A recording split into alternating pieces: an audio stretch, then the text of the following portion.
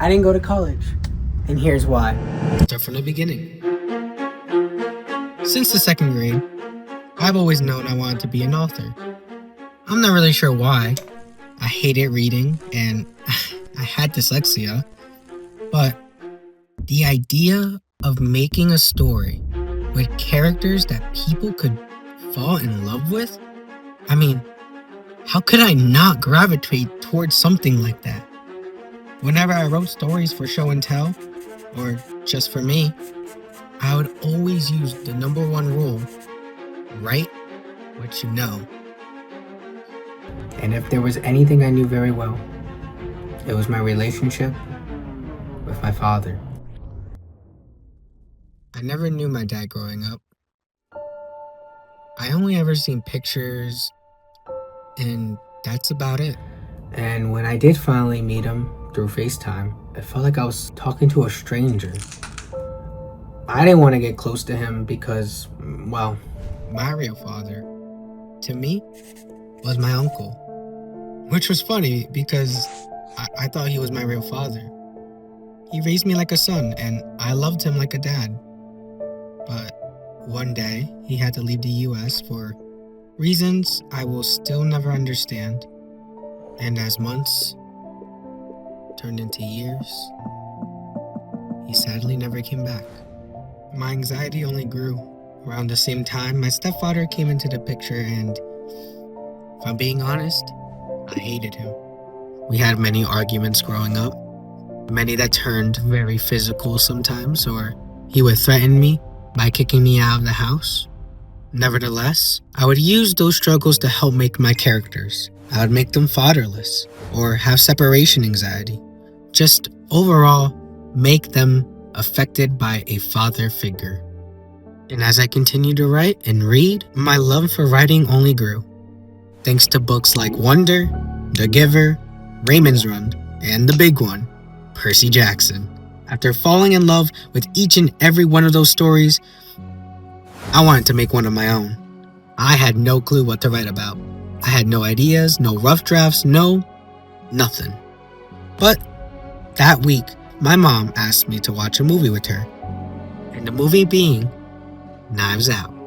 So when I sat there on that couch, watching the story play out of Knives Out, it hit me. This was it. I put everything together. Knives Out, Conjuring, Supernatural, and I finally landed on the story that I wanted to write. What if I made a story about two detectives? They don't see eye to eye because of what happened to them in their past with their fathers. And as they slowly uncover who did the deed, the book completely changes genres altogether. It was genius. I had my idea before we went to high school. I was going to be an author. So when I finally got the story down, I finally decided to show one of my friends. And I'll never forget what they said. Adrian, I don't think it's ready to be published.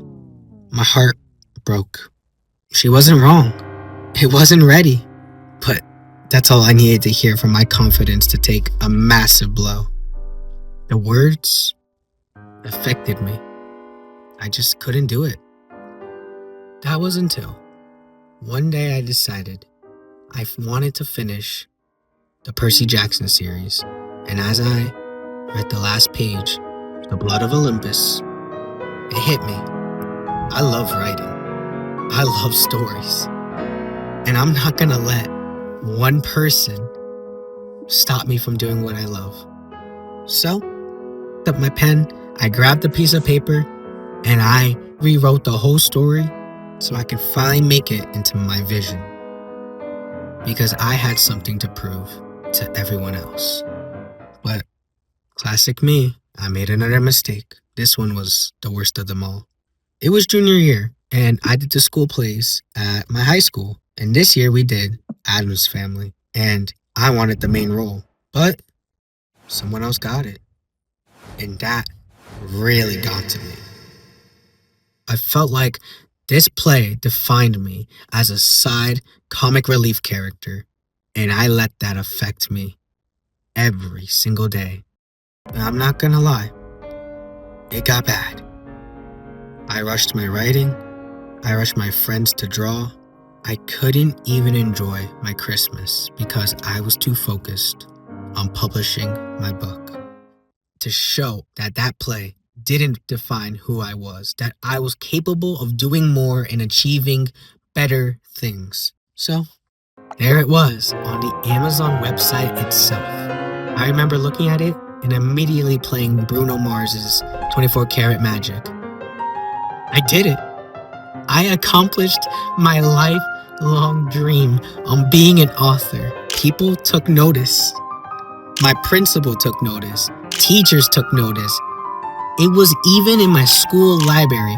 It got so big to the point when we came back from Christmas break, I would be called out of class during test to sign books. It was like a dream come true. I'll never forget that year. But something started to happen.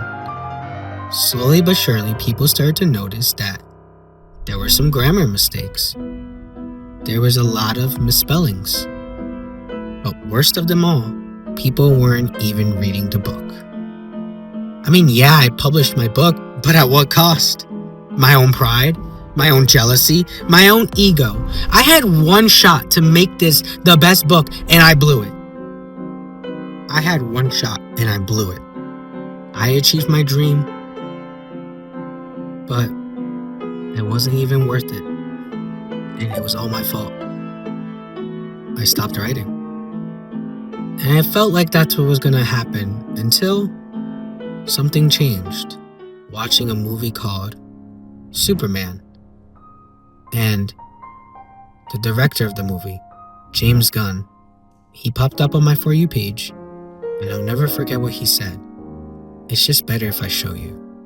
I have to let go of the judgment of myself, because that's the problem with creativity. People ask me all the time about writer's block. I'm like, I don't know if the writer's block is a real thing or not, but what I know is I have moments where I'm judging myself so harshly that it's difficult to feel good about what I'm writing. But my job as a writer isn't to feel good. My job is to write. So when I'm writing, I'm just sitting down and I'm taking those next moments and doing that thing. And if I'm writing crap, write crap. That's okay. That's my job too, because eventually, you work through all of that and you get to something. That night, not only did I pick up the pen and paper finally, I started writing Investigators of the Truth, book number 2. Only this time, I'm not making the same mistakes twice.